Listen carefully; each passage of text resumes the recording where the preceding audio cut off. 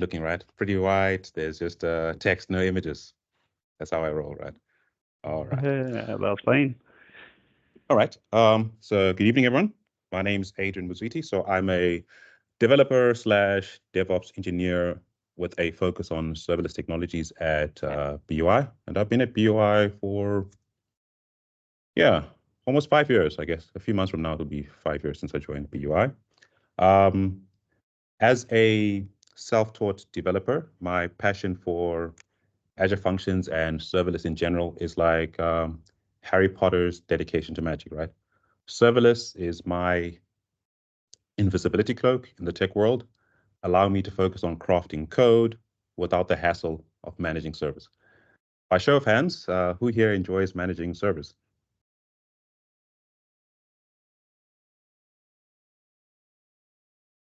Don't see many hands. Take it people don't like managing servers. Okay, well, welcome to the club. Yeah, I'm not really into managing infrastructure. But here's the truly magical part, right? With serverless, computing resources are summoned on demand, and you only pay for what you use. So it's where complexity meets, or complexity fades away, and my love for coding takes the spotlight, center stage, right? So just as Harry's cloak allows him to, conceal himself in the wizarding world, I think this is, for me, is what Azure Functions does, right?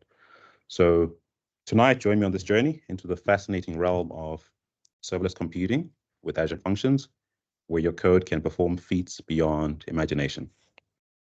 So I'll go through a slide deck, and then we'll do a demo, small demo, and then I'll open up the floor to questions.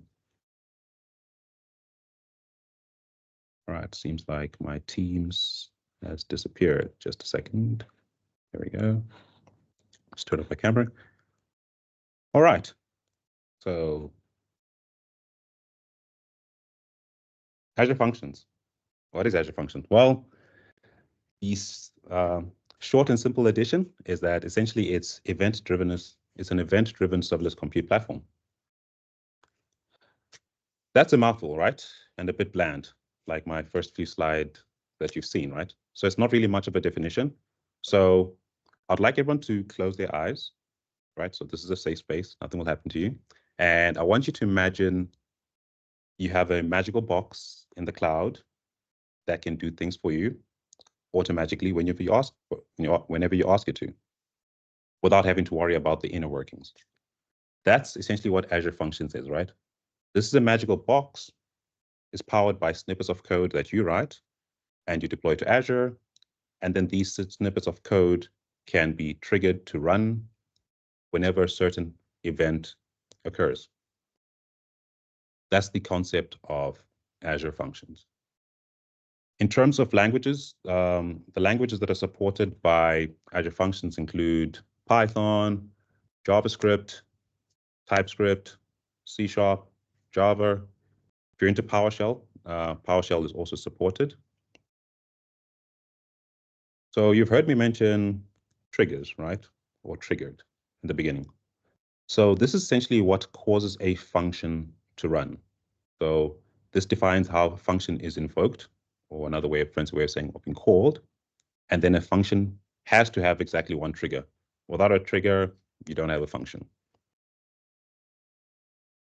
On the screen, we've got a few triggers, some of the common ones. So it's not an exhaustive list, it's just a few.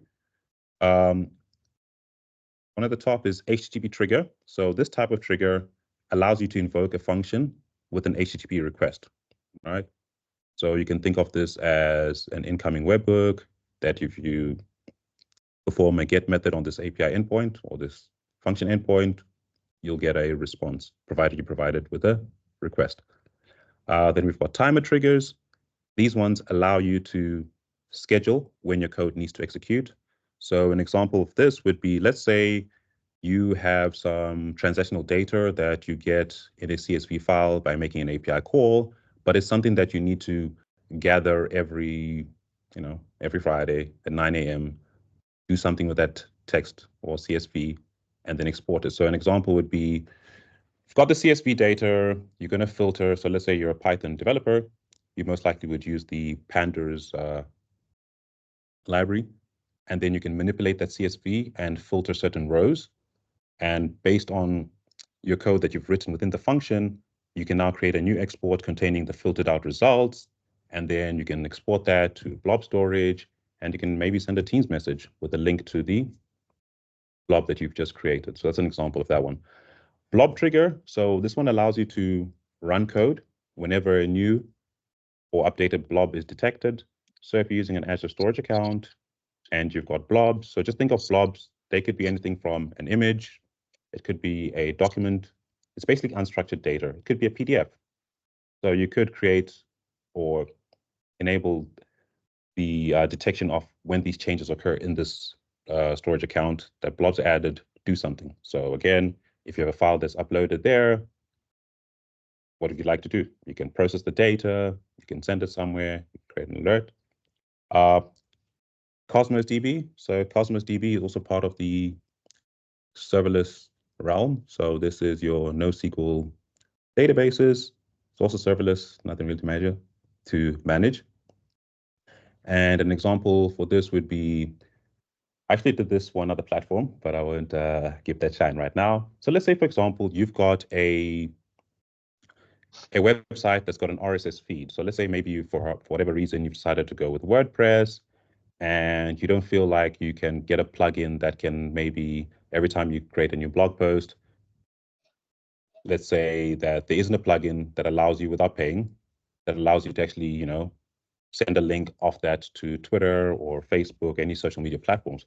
What you could do is you can create a function that essentially queries your endpoint URL, or in this case, that WordPress site using, I think the WordPress API, or actually just read the RSS feed. Then you can filter those posts, and essentially you can create records in your Cosmos DB table.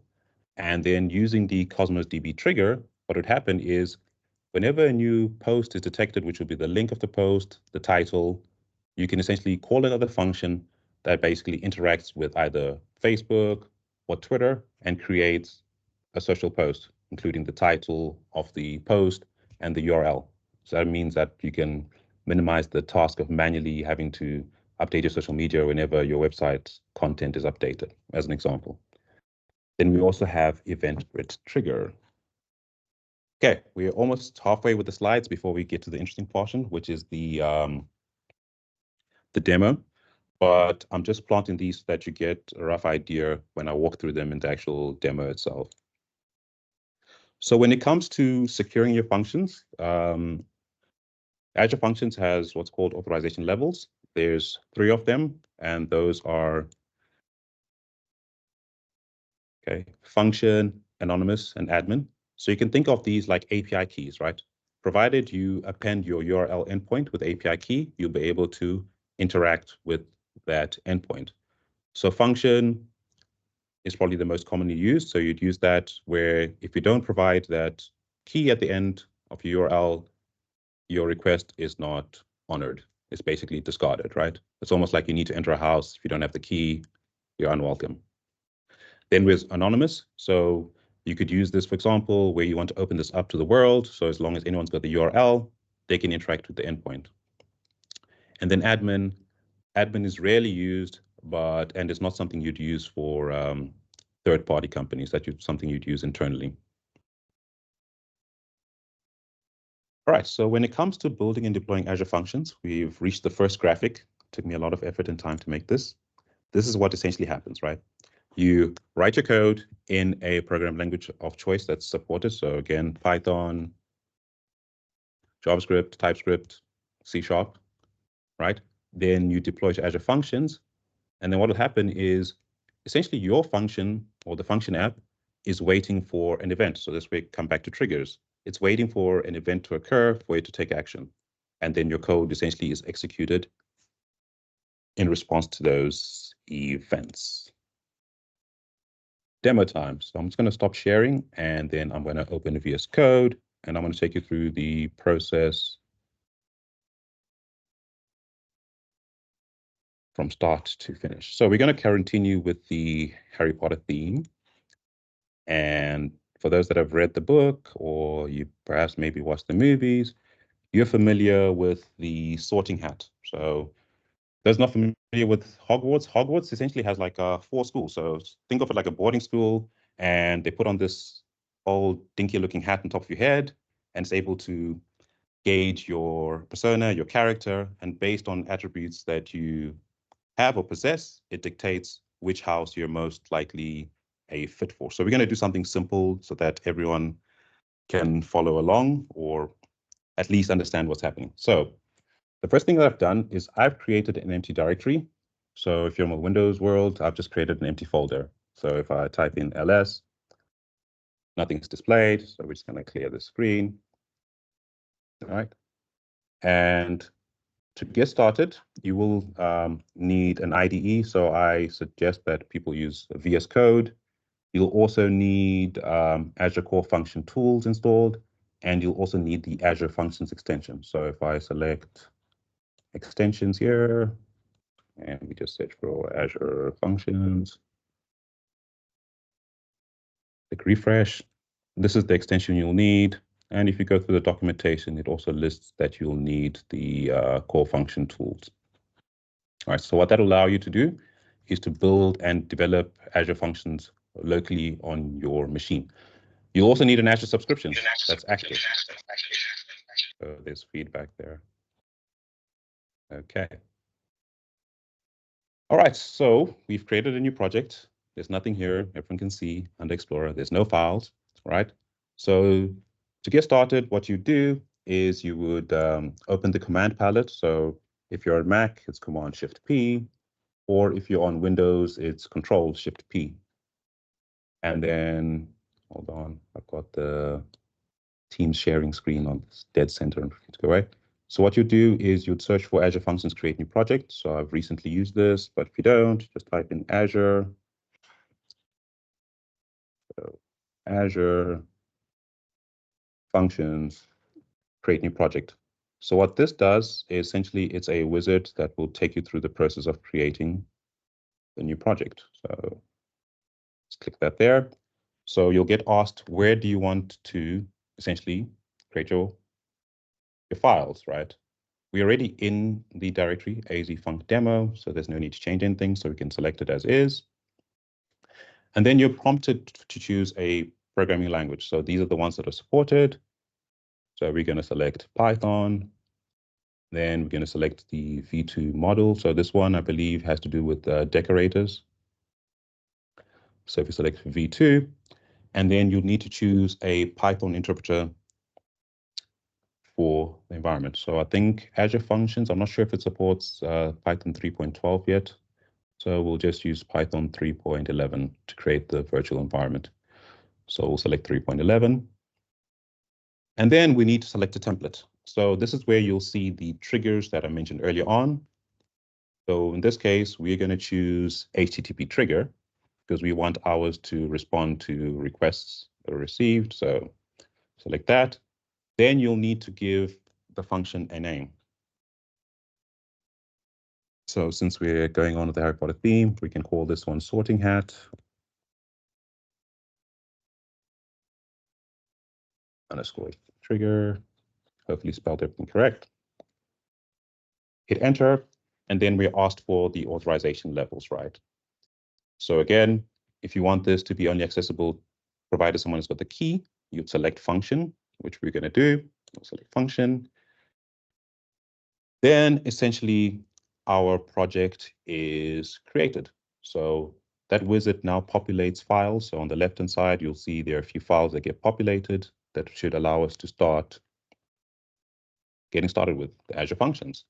So if we just try and explore some of these, so if we take a look at the func.ignore file, so essentially files that are not supposed to be deployed to Azure are defined here.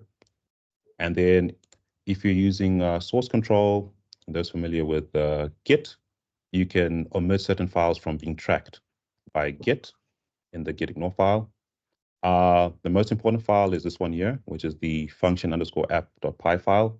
So this is the default location for all functions, triggers, and bindings. Once you get more advanced and you want to break up your code, you wouldn't have everything listed in one file here, you most likely would like to modularize it. So there's a concept called blueprints. So you create additional blueprints, and then you can import those blueprints and reference them so that you don't have a long file with too many lines here. So you break it apart.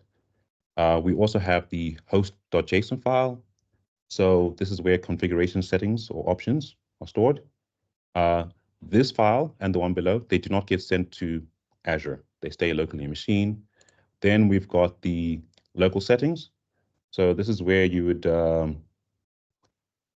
maybe save your app settings, your connection strings. So let's say you want to interact with a storage account, as an example. You can go ahead and grab the connection string for the storage account, and then you can provide it here. So you can test if you need to interact with the storage account. And then requirements. So here you can specify additional libraries that your function might need. So for example, let's say you needed to use the pandas library for whatever reason. Just say enter pandas there, or maybe you needed to use another library from pip. Just list it here, save. And then what you'd want to do is to actually activate your virtual environment. So if it's Mac, it's source. If it's Windows, I think it's just .venv, and then you'll see that your virtual environment has been created. All right, so now that we've had a brief overview of the project structure, let's see how we can build something. So before we do that, let's just walk through a few lines. So starting from the top, what you'll see line 1 and 2. First of all, can everyone see, or should I increase the size here?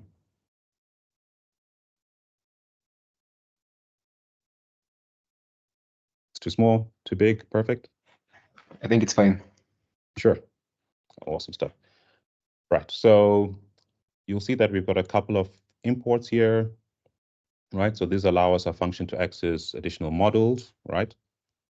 And then if we take a look at the next line, this one that says essentially line 4, what this does is this creates an instance of our function app. So it also includes the authorization level, so which was specified in the wizard, which was that function. So this could obviously be anonymous or as well as admin. Then if we take a look at the next line, this is our root, right? So think of this as a decorator that will essentially associate the sorting hat HTTP trigger, or this function in particular, with a root. So whenever an HTTP request is made, the association is between that root and to call this function.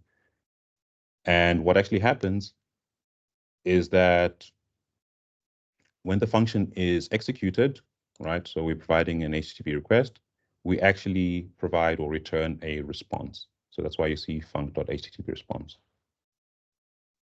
So we're going to delete everything here pretty much because we don't need that.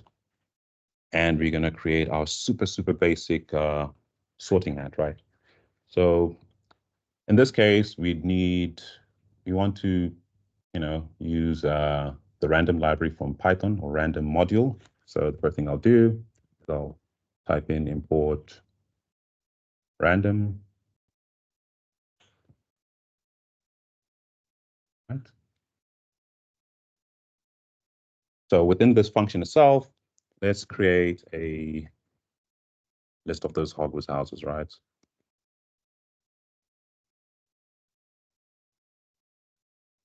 So we can create a list, so we can actually call it houses, and let's say houses equal to those 4 houses in the list, not a dictionary list. First one, you can say thing, it's double F. Gryffindor, you've got Slytherin. We have, what is it, Hufflepuff?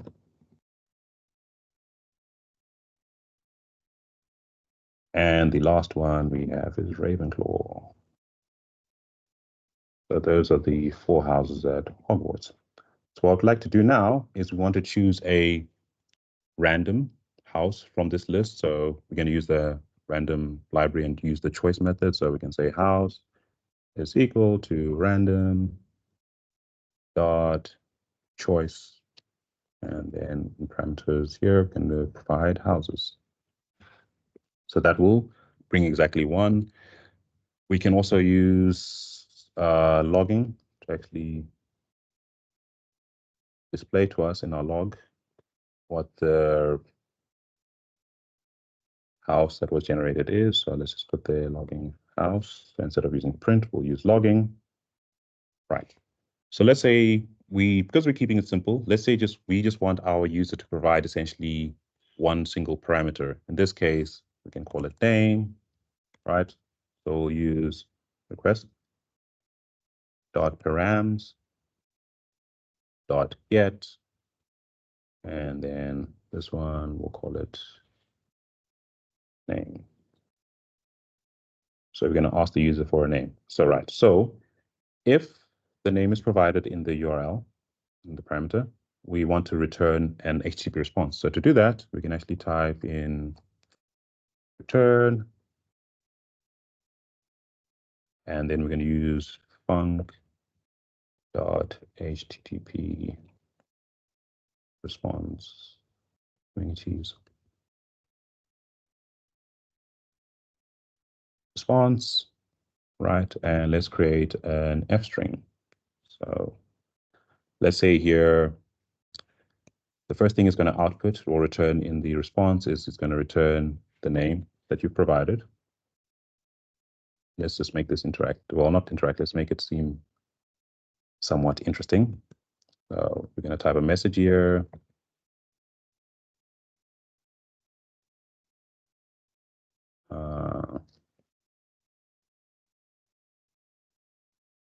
Hopefully I'm getting the sentence right for those that watched Harry Potter.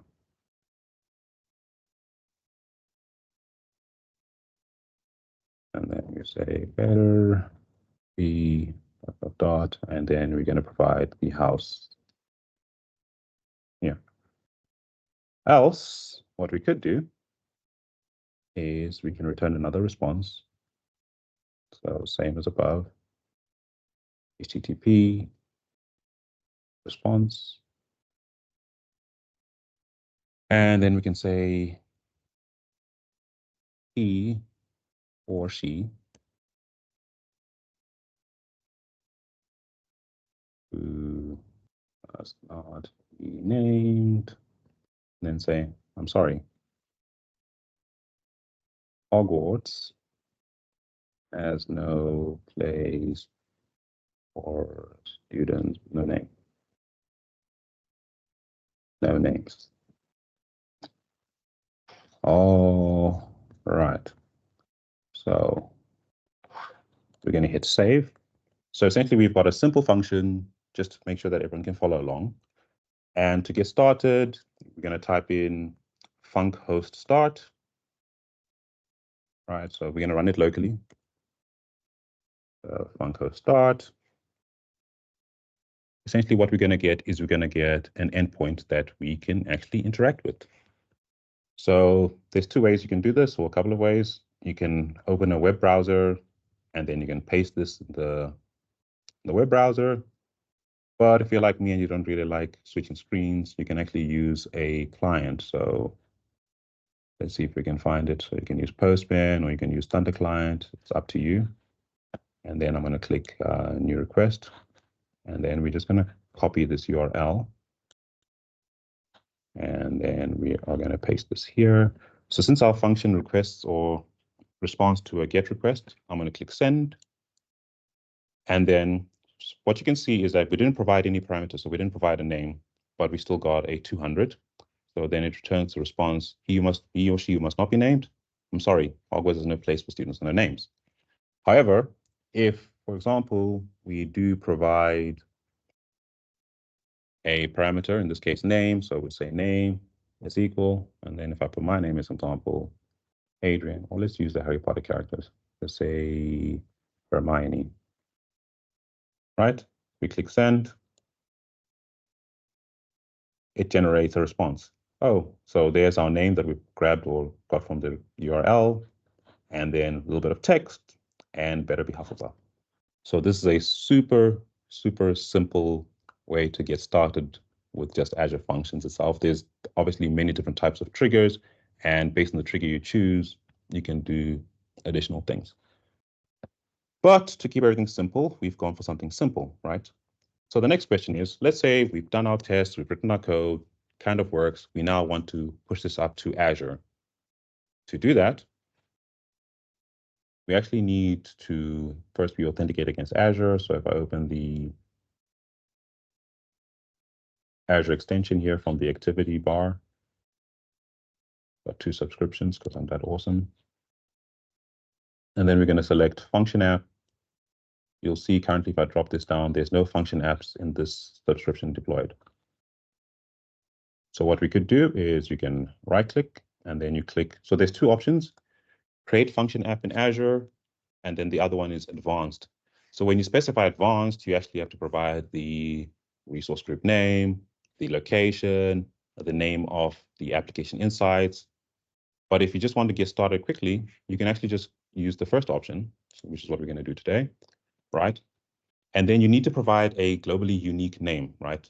It cannot exist, right? And I think there's a maximum of 63 characters that you probably can choose. So let's try sorting. Might take it. Let's just say Hogwarts sorting path as a name. So what's going to happen now is it's going to check if this is actually still available, which it is. And then you define the runtime stack. So since we are using Python, we're going to choose Python here. If you're chosen advanced, you'll actually see the other options like C# and JavaScript. Select 3.11 to match the current virtual environment we're using. Then it's going to ask us for a location. Where do we want to deploy these resources, right? So we're going to choose South Africa North. What's happening now is that it's going to create resources that are leveraged by a function app. So one of them is an app service plan. It's going to create a storage account. It's also going to create application insights, and I believe it might create a log analytics workspace. So we're just going to wait for this to create this into the Azure portal, and then we're going to go and investigate that and see what that looks like.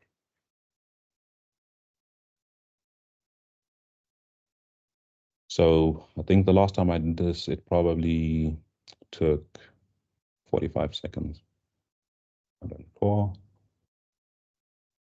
So let's wait for the successful or unsuccessful message. Let's wait and see.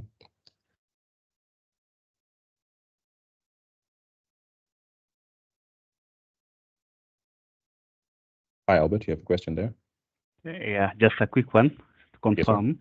Yes, that one is getting the authorization level where you say is it a function, anonymous, or admin. I wanted to see where the managed identity falls between these 3. Where the if I want to use something like managed identity, or that one is not among the options to use it while dealing with Azure Functions. So remember, I think we're talking about 2 different things. So this one is actually, just think of it like an API key, like a set of credentials to access the API. When you're talking about managed identity in the context of a function, you would create a managed identity so you can grant the function itself access to other resources, whether it's a storage account, whether it's access to a subscription. That is when you'd use managed identities, if that makes sense. Okay, yeah, sure, makes sense. All right, let me just take everyone to the Azure portal, then we'll take a look at that. So, a moment. Quickly share. Everyone see the Azure portal.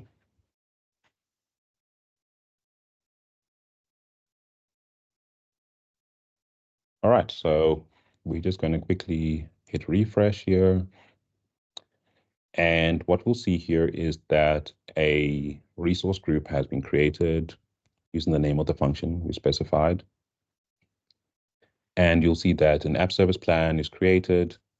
You'll see application insights, storage account, the actual function itself, and the log analytics workspace. So the Azure function needs somewhere to run, right? So that's when you actually use the Azure service plan. And the one that was created should be consumption, meaning that you pay for when you use. So I don't think we can actually see it here. but we can, under apps, we'll see function. So if we go back one, the actual function app itself,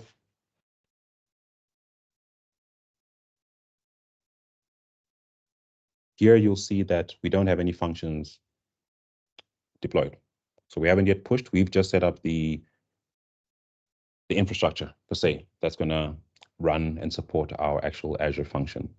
So Albert was asking about managed identities. So if you go to managed identity here, what you do, right, is obviously to system assigned, user assigned. So you'd most likely use a system assigned to make sure that the life cycle of this identity is tied to this resource. So if you delete these resources, you don't have an orphaned object in your enter ID. So a common use case for this, Albert, is you've got a function app, but you wanted to interact with something else in Azure. What you do is you would enable the managed identity or set the status to on. Then you get an object ID. You copy that. So I've got an extension called AZMask. It hides these type of GUIDs and stuff like that. So you'd actually go to the top level of the subscription. So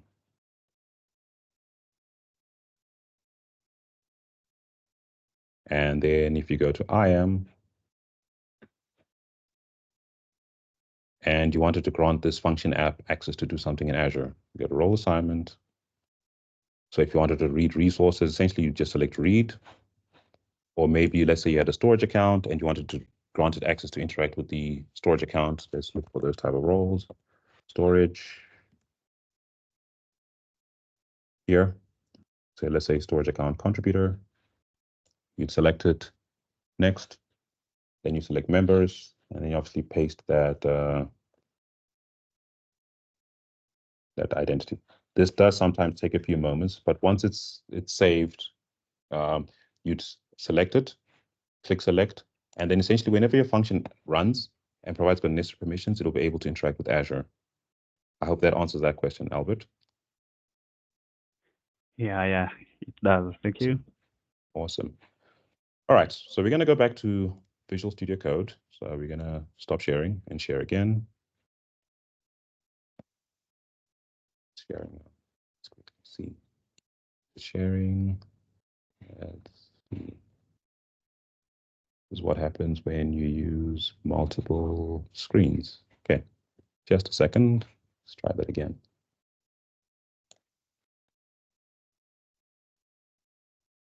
Share.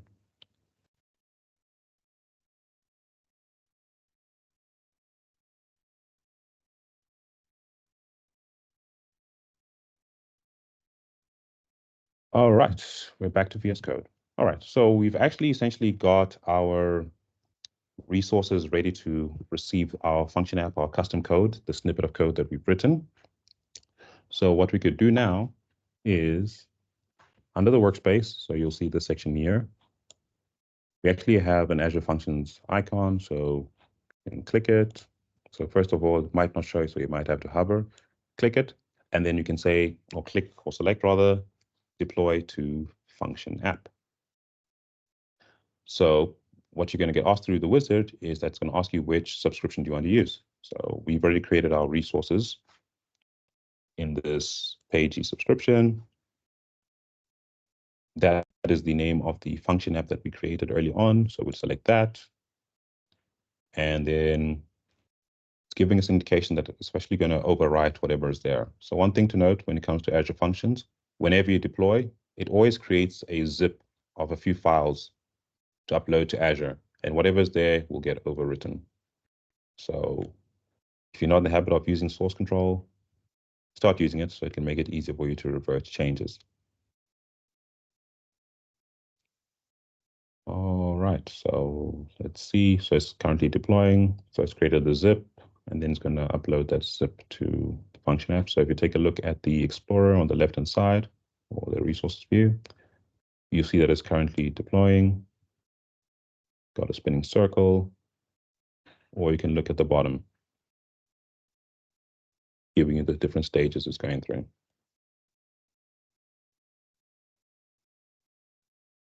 So as you can see, it's currently installing any custom libraries that you might have imported or listed via pip in the requirements.txt file.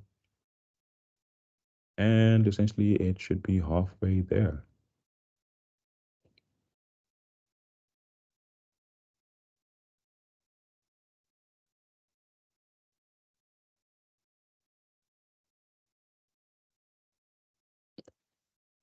All right. Don't have any funny story to tell to take up some time, so we just have to suffer through this. Somewhere is and up. Someone's got a hand up. Sorry, I can't see. Yeah. Go for it. I had a question. Yeah. So just out of curiosity, because the Azure function runs on top of an app service plan. Can you mix up the types of resources on an app service plan? For example, have that function up running, and then you have an app service. So you can run it on an existing app service plan. It just becomes a little bit tricky to manage, because think of it this way. I think it's actually best practice to separate your apps, whether it's function apps or any other types of apps that are supported on the app service plan, because if that fails, everything fails. So I think the actual recommendation is to actually create a new app service plan essentially for each function. Because imagine, let's say you're running a business and you've got one app service plan, but you've now decided to put there, I don't know, 15 of these function apps attached to it. Remember, those resources are going to be split. So whatever memory is set, if it's not the consumption-based one, that is going to be split across.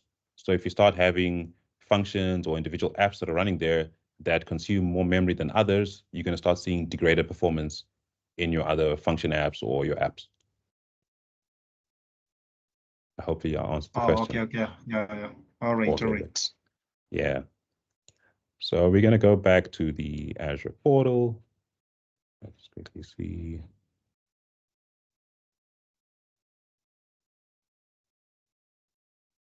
And Edge has disappeared. Just a second. Let's try this again. Let's read. Okay.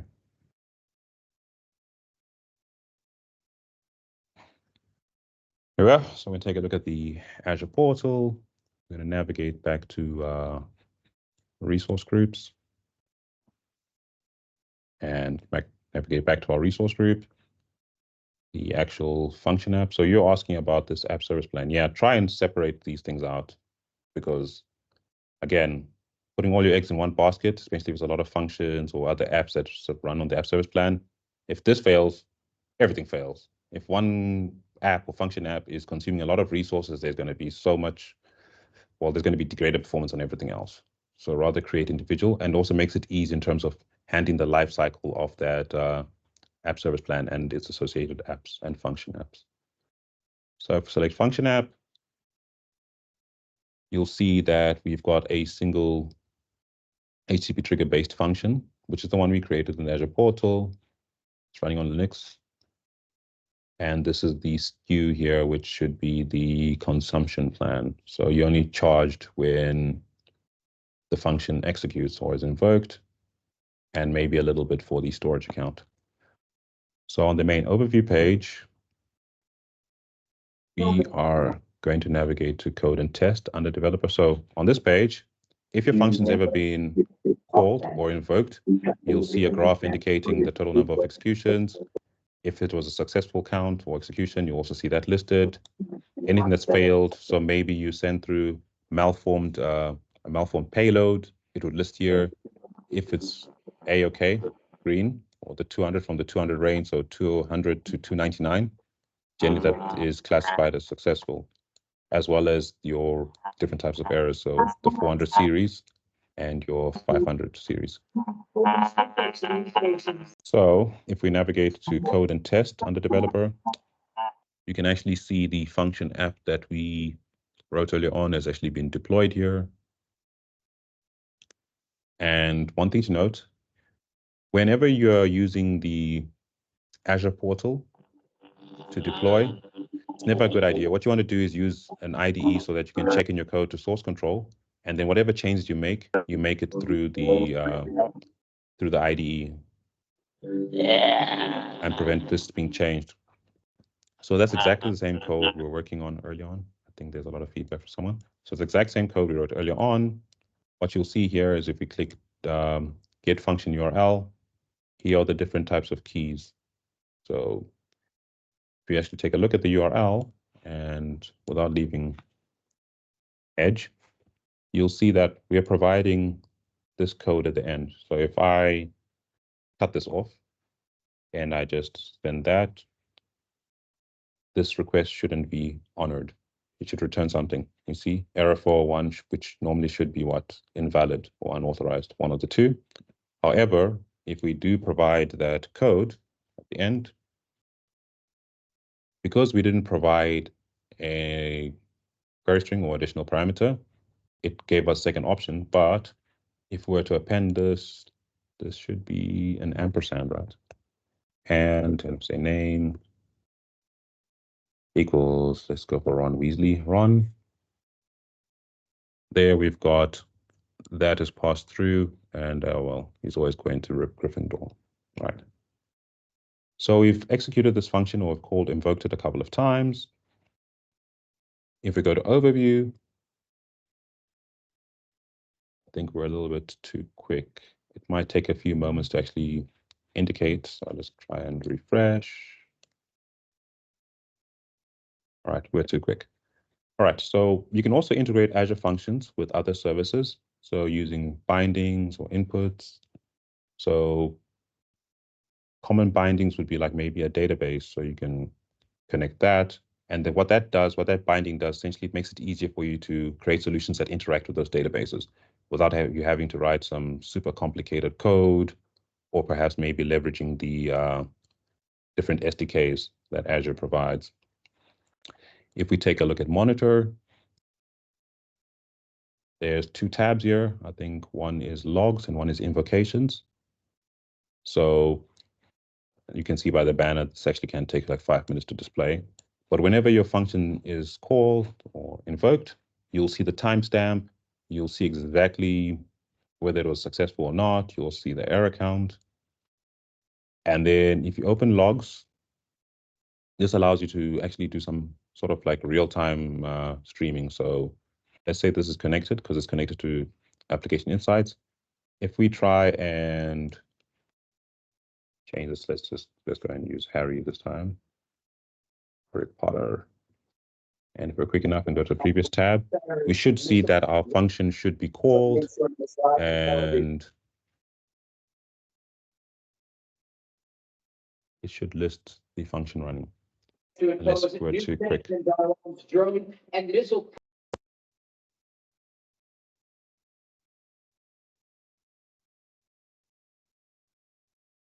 Let's try this again.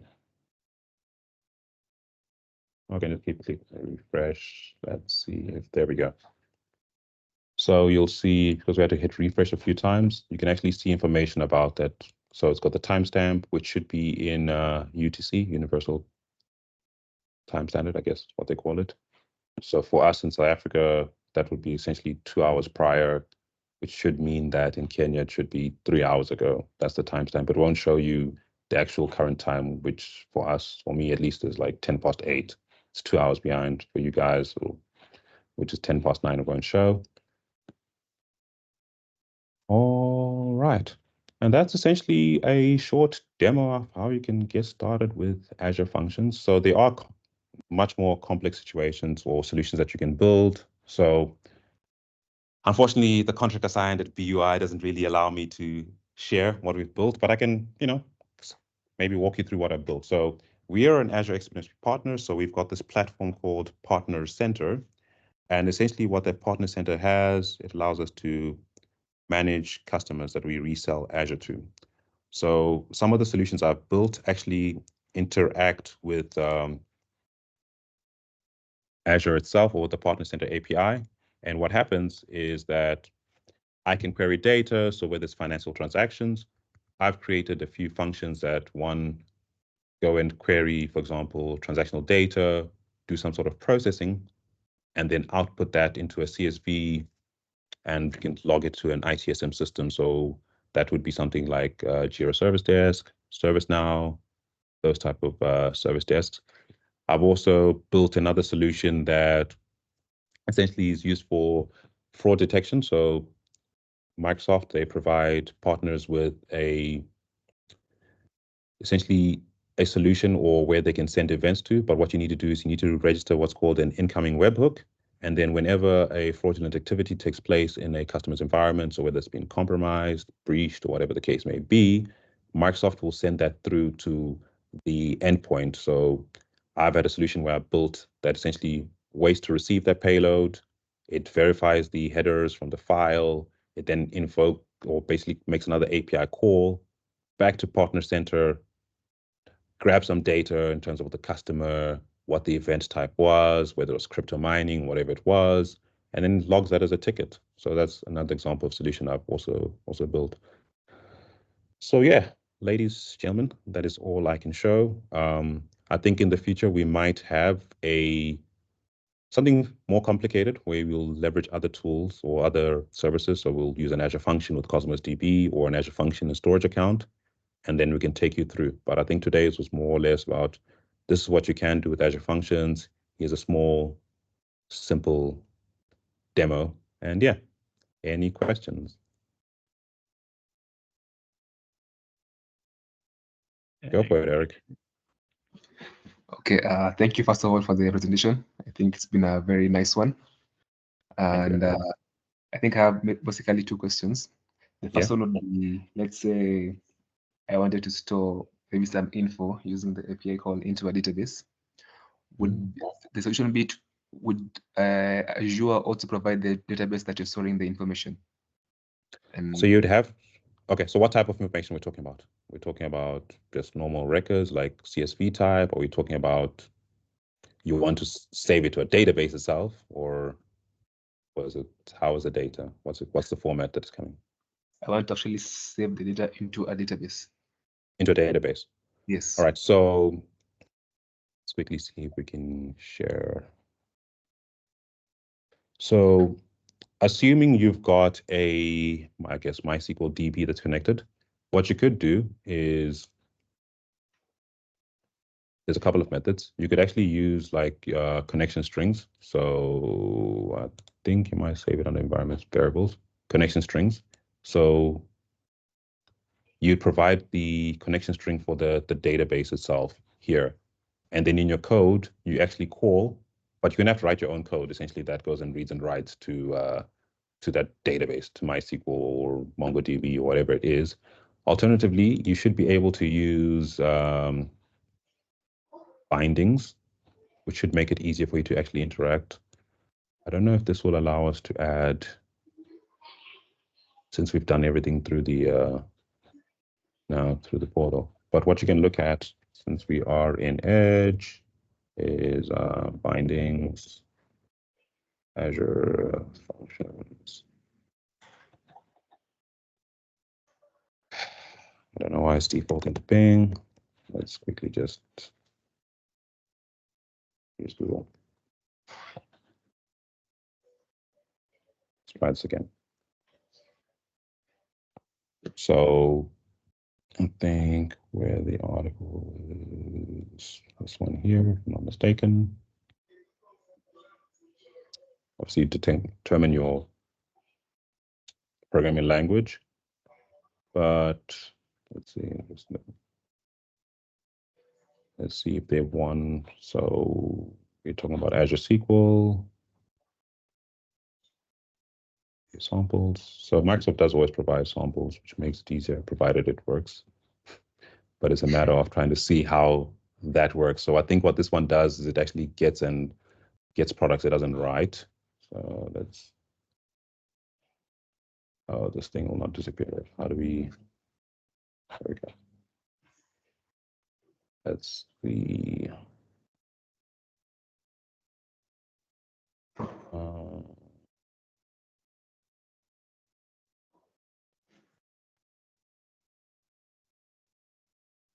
did I select input or output here? I think I selected the wrong one. Caught me off guard here.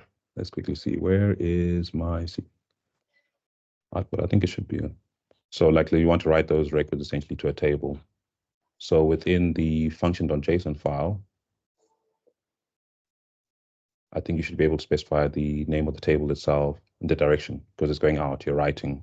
So you need to apply this within, or basically add this section to that functions.settings or the function.json file. And then, yeah, I guess here they're showing what to write, right? Oops, hold on. Going the wrong way. Right, I think here, so let's see. And then you're providing rows. I don't know where you're getting rows from. Where is that variable? But there's many samples, but I think what they always ask you to do is actually use the bindings. You don't want to be writing custom code because number one, who's going to maintain it? Makes it complicated if you need to hand over to someone else and someone else has to read. So where you can, try and use bindings, try and use the different libraries or the SDKs. They also have their own sample code that allows you to interact with them. Oh, okay, thank you. And I think my next question was simply when you are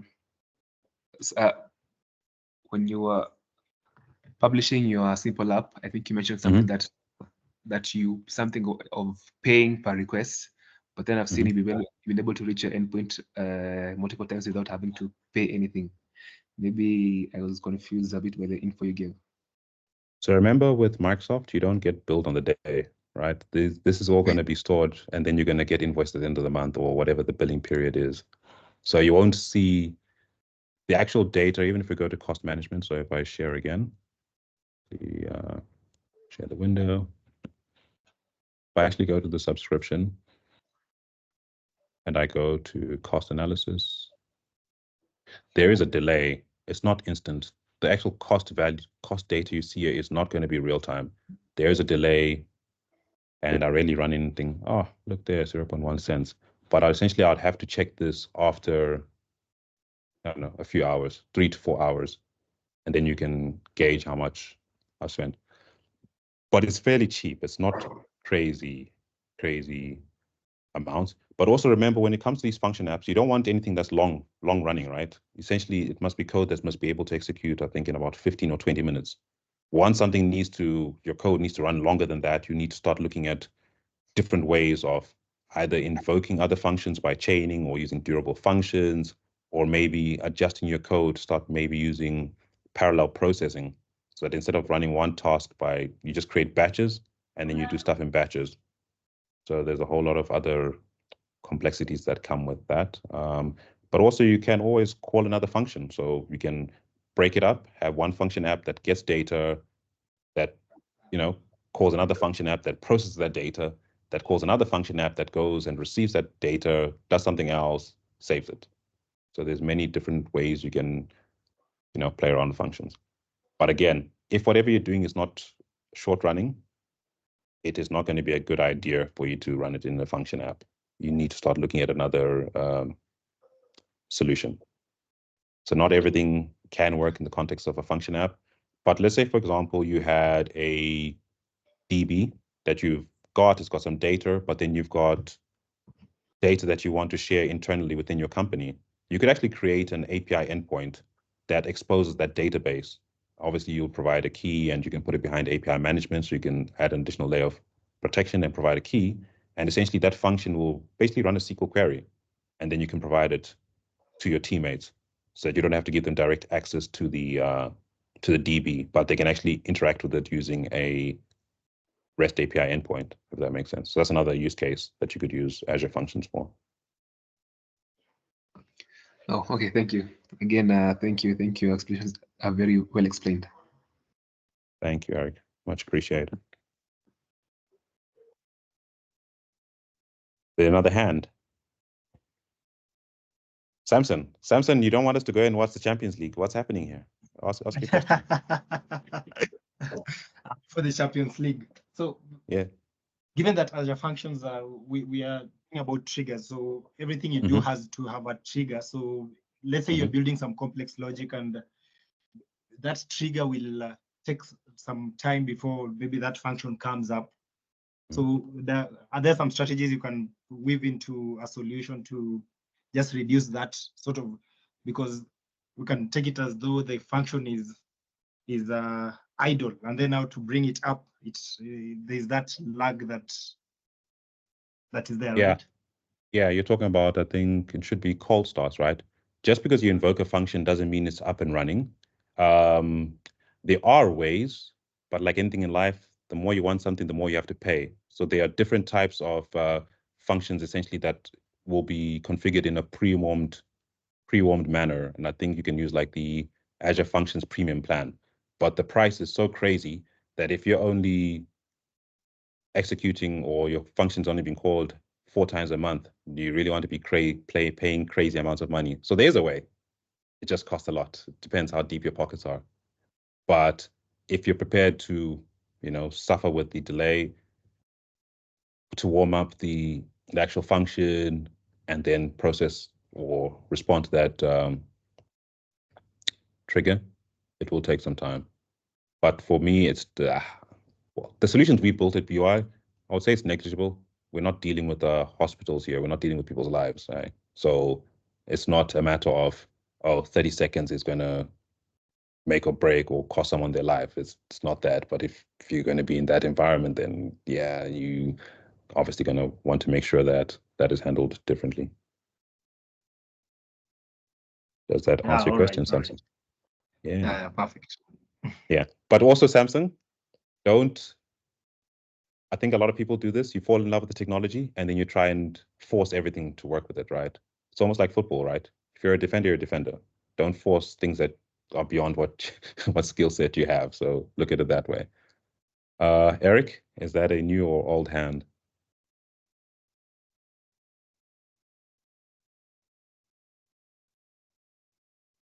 Sorry, that's I think the initial one.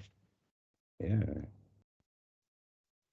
So is anyone interested in like a part 2 that's nothing related to Harry Potter, Hogwarts, that maybe we can leverage Azure Storage, or I kind of want to stay away from MySQL just to disappoint Eric. If you'd asked me about Cosmos DB, I would have made a plan, because I've built stuff that actually also writes to Cosmos DB, because most of the data I interact with is in the form of a JSON payload, and Cosmos DB handles that type of data well when it comes to creating records. Would the community want a session like that? Yeah, definitely. We'll love to have a part 2 of it. Yeah, sure. Okay, maybe just a random question there. Yeah. In this case, I'm trying to look in a way, maybe we're trying to update our social media, our Twitter. Whenever we have these LinkedIn posts, I want also that post to have it on the LinkedIn, on Twitter. So in this case, I saw you mentioning about the triggers, but I never saw something like a social media kind of a trigger. Could it be a LinkedIn post can be a trigger to my function app? No, so what would happen is whatever your website is, it's got an RSS feed. So what you do is the function essentially is running on a schedule. Every 15 minutes, it goes and queries that RSS feed for your website. And essentially it's going to grab, I don't know if you've ever taken a look at the structure of an RSS feed, whether it's a WordPress site or whatever. It's got a certain structure where it's got the link of the title, or the link of the post, as well as the title itself. So a solution would be you create a function that runs on a frequency, on a schedule, using the timer trigger. You have to write your own code.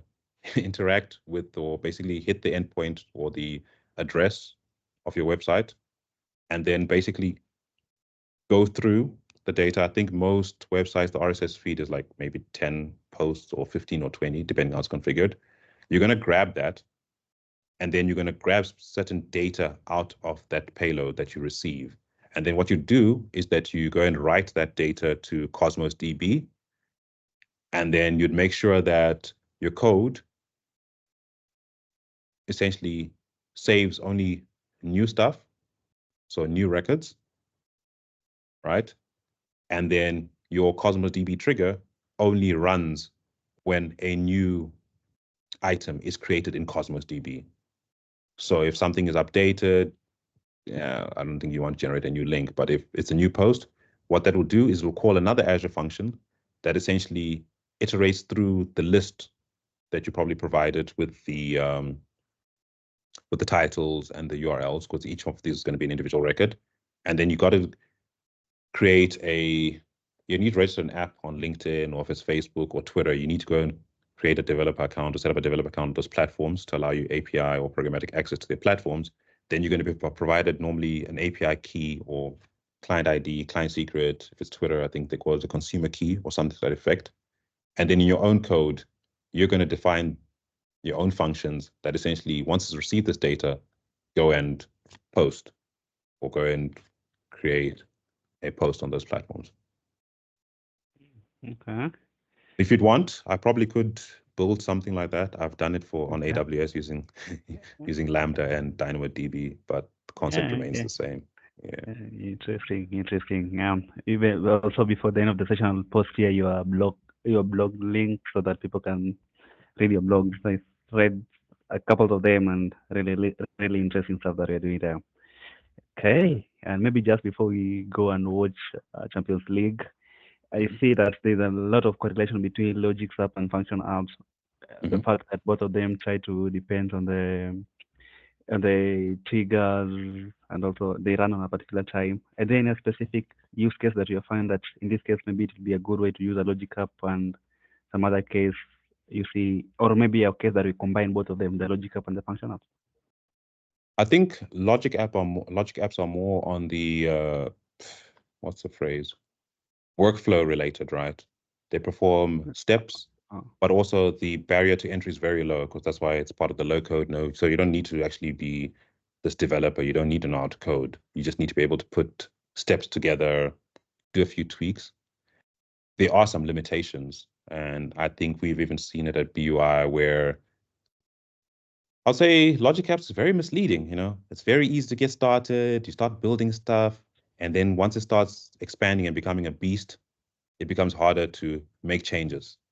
Whereas traditionally, when you're working with software or code, you just tweak a few lines of code in your function. The function will still do the same thing, but you've got more control. I've also noticed that the experience from the Logic Apps is all done through the GUI. I've yet to see a way for it to integrate with source control. So whether it's Azure repos or GitHub or Bitbucket or whatever Git platform or online repository, I haven't seen that capability. Even if you export the template and you try and create a new Logic app using that template, there's a lot of changes that need to be made. So it's almost made as if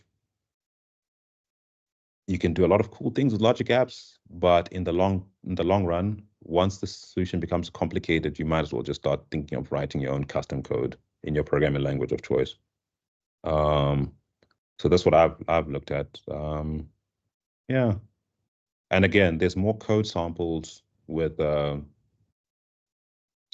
Azure Functions.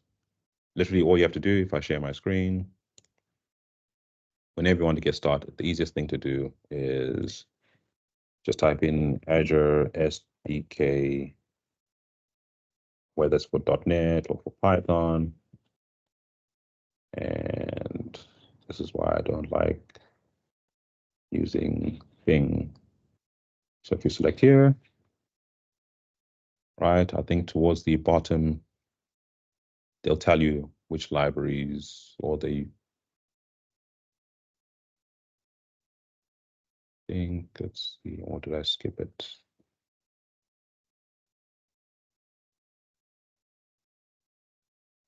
I think if I click here, you can see all the different, so you can think of the SDK as a collection of like libraries that make it easier for you to interact with stuff. So for example, if you needed to interact with Key Vault, there's no need for you to write your own code. You can actually look at the sample code, how to interact with Key Vault, and then you can perhaps save those database credentials in Key Vault and then call Key Vault before you need to interact with the database to go and grab that, as opposed to using environment variables or connection strings in the app. Because the one issue when it comes to those connection strings is if you've got access to that subscription, right? what's to prevent you? So let's say Albert and I work in the same team. What's to prevent Albert from going, and he's got similar access to me. What's to prevent Albert from going here? And then he goes to the actual function app. And then he decides to look at configuration. Was it environment variables? Let's see if I messed it up. I think it's environment variable. Connection strings. Yeah, what's to stop Albert from like clicking this view icon to view? Whereas if you create a key vault, you can lock down who can access that key vault. You can also provide maybe get and list key permissions to the managed identity on the key vault. Then you don't have to worry about someone internally from your own company copying some of these connection strings. So yeah, it just depends, right? But yeah, I like Azure Functions. I'm more for, I love programming. Click to drag is not for me. It's okay, but it's got its limitations. It's got its limitations when, let's say, for example, you start interacting with maybe stuff that's returning to you in a weird format, and you need to start stripping that data. You're going to struggle in using expressions or whatever they use in logic apps, as opposed to using, regex or anything else to actually strip, or using existing methods, right, to strip data. Oh, okay, wonderful, Tron. Right. Let me see. Is there anyone with a question? Any other question? Any comments from anyone? Okay. Just a quick one from Duncan because they've interacted. Okay, Sam, go on. Just appreciation to Adrian, and I hope your team wins today. Now that Real Madrid, Hala Madrid. Yeah. All right, but thank you, Adrian. Great presentation. I'm looking forward. On my side, I'll also try exploring Azure Functions.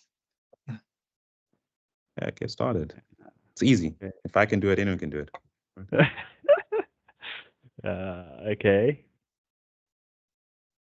Right. Okay. I see a comment from Duncan. That is fine. I thought maybe for your experience with Azure Function, you had something to say, but yeah, that one is all right. Also, Adrian, on my side, I will say thank you. It was really great having you around, and definitely we'll create a part 2 where we can dig deeper and deeper into Azure Function and other Azure-related topics. Just taking back to you for a quick parting shot before we can call it a session. Yeah, thank everyone for making time to join. Hopefully you learned some things. Hopefully you've got some insight into what you can do and what you can build. But again, you, like anything in life, you learn by doing, right? We can provide you as much insight, but you need to take the initiative yourself. You need to go through the weeds and read documentation and look at samples and look at some of the problems that you're already facing in your environments or maybe the customers you deal with, and then try and see, okay, I really want to build something that executes in a, on a time, but it's not long running. Why must I spin up a server to get something that runs like 2 minutes? Then what? The server is going to be running idle, but it's going to be charged. So those type of things. Maybe you might get asked to, interact with an API endpoint, but you don't want to be creating some sort of solution that you have to manage all the time. Look at Azure Functions, what you need to interact with. So those are some of the solutions we've built. And yeah, I mean, that's it. Most fun, have fun, learn by doing, and everyone's a builder, but you just have to start somewhere. The important thing is just starting. Sure. Very soon. Okay. Yeah. Once again, thank you, Adam. Very, very strong parting shot there. Everyone is a builder, and we should learn by building. Yeah. Sure. Yeah. We'll communicate once we are available. Based on your availability, you can have a second part of it and